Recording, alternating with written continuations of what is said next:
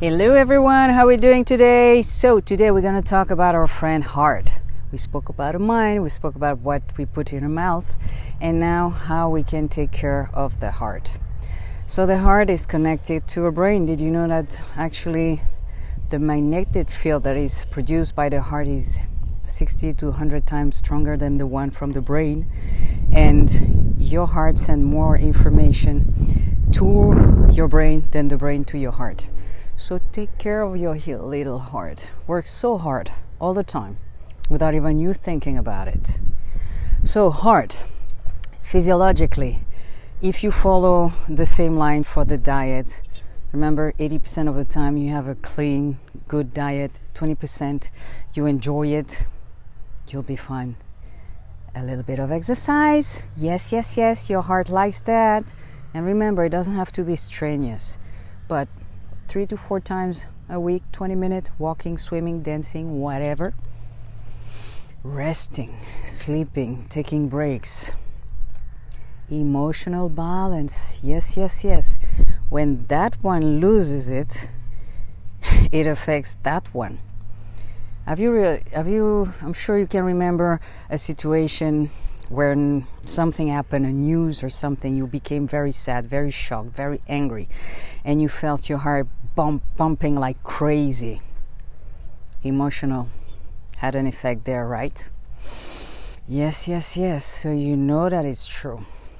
So what do you want? You want a resilient heart, because a resilient heart allows you to have a resilient life. So emotional stability is very, very important for your heart health, because your heart can actually be sad. You know, we have the sad heart syndrome, which is when you're down. It's usually when you're depressed. And why do they call it like this? Because physiologically your heart actually changes. And when you have a heartbreak, it's actually called the Heartbreak Syndrome.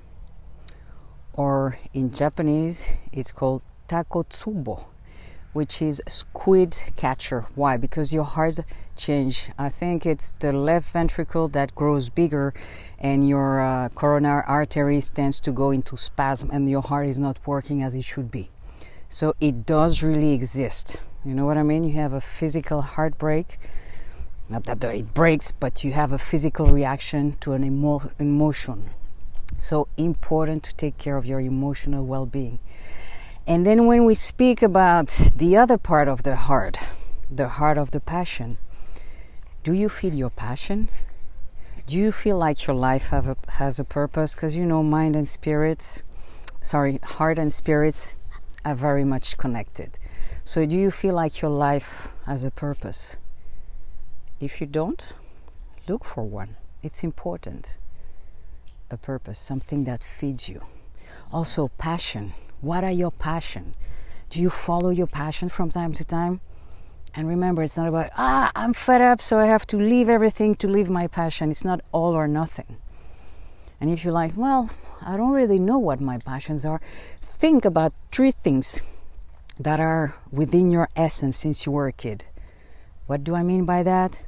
Since I was a kid, dancing for me I was 5 years old, and I was already creating choreography. I remember when I was around 6 or 7, I would go to one of my friends and I would be the teacher and teaching the other 2 girls how to dance. So dancing for me was there since I was a kid, teenager, and as an adult it's still very present. And dancing makes me happy. I love dancing. So when I feel like it, I dance home. It's as easy as that. I love writing. I love taking pictures.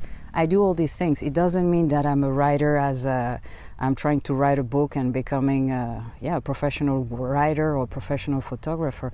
But I take pictures.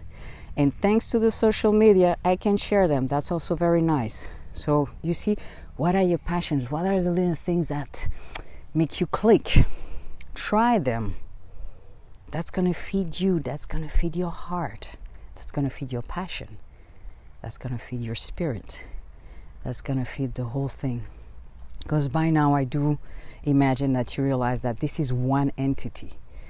Different part, one entity. One entity. So what you do there has an effect there. What you do here has an effect there. What you do here has an effect there. So I think you are worth it. Worth it. You are worth it, just like him. Take care of yourself. Live your passions. Live the purpose of your life. And maybe it is something big, maybe it's not, but it doesn't matter. What matters is that it has to feed you. It has to make you feel good. It has to give you meaning. Like when you go to bed, you're like, wow, that was nice. Maybe it's helping people. Maybe it's traveling. I don't know. You have to look for it. But take care of your heart, inside and outside. And another thing that's very important. When you are heartbreak, do not judge it. What you feel is real. What I mean by that, we're not equal in front of pain. In front, of loss, in front of, and whatever it is, your experience is valid. Don't try to convince yourself that it's not like this. Don't try to let yourself convinced by somebody else telling you that it's not like this, that it doesn't hurt so much, that you have to toughen up, that it should be lasting so much. It's not how it works. It's different from everyone. So when you heartbreak, when you're feeling down, when your heart is a bit like, achy, you be your best friend. You